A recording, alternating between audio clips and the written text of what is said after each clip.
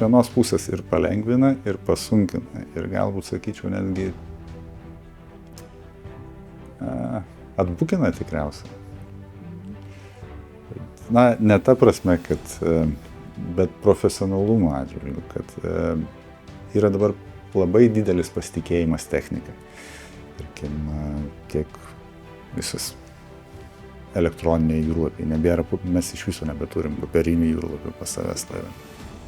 Elektroniniai jūrlapiai, globalinės pozicionavimo sistemos, tai vadinami GPS-ai, automatinės identifikavimo sistemos, kai mes matom kitus laivus, galim pasižiūrėti, kur plaukia, kokio dydžio laivas, kokios kramstos yra ir panašiai.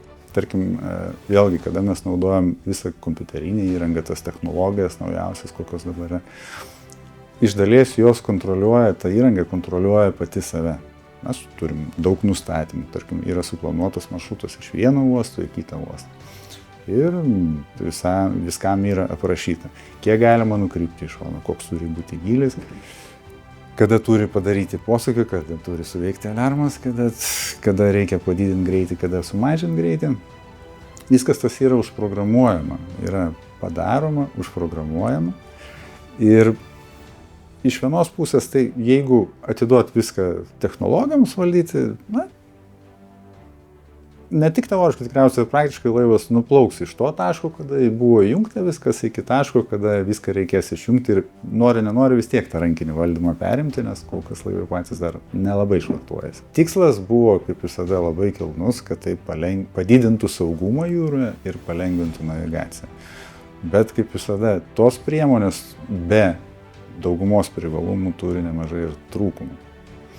Trūkumai tai, kad jeigu sugenda kažkas, ta pati įranga, nors jinai yra dubliuojama, tai yra viena įranga sugenda, ta pati kita įranga jinai dirba, nieko nepertraukiant, nieko, iš karto mes pereinam prie kitos įrangos ir dirbam taip pat kaip ir dirbę. Tačiau dabartinė situacija parodė, kad GPS signalų blokavimas, perkelimas ar dar kažkas, kad tarkim, plauki laivu ir staiga laivų greitis pasidaro 800 km/h. Ir atitinkamai tie visi greičiai, pokyčiai, staigus pokyčiai turi įtakos ir tai, ką mes ekranuose matom. Tai yra, mes matom, kad ekrane laivas kažkur skrido prie Afrikos krantų, išsikėlė. Tai čia yra, kaip aš sakau, galbūt šiek tiek atbukina, dėl ko aš taip sakau, kad susiklošius tokiai situacijai laivavedys, jeigu jis jau yra primiršęs tą vadinamą tradicinę navigaciją, vizualinę navigaciją arba navigaciją pagal lokatorių, susiduria su nemažai problemų, nes toks liktai kaip ir lieka ir aklas ir nebežino ir ką daryti toliau. Kartais būna, kad ypatingai jaunesni šturmanai, kada ateina pradeda dirbti, jie šiais laikais, visi esam technologijų žmonės ir pasitikim tom technologijom ir pastebim, kad tai yra per daug didelis pasitikėjimas. Ir kada kartais šturmanas sako, tai va, man čia rodo, va čia mes turim būti. Bet jeigu žiūrim ant lokatorius, mes matome, kad ne visai čia esame truputėlį yra kažkokių paklaidų.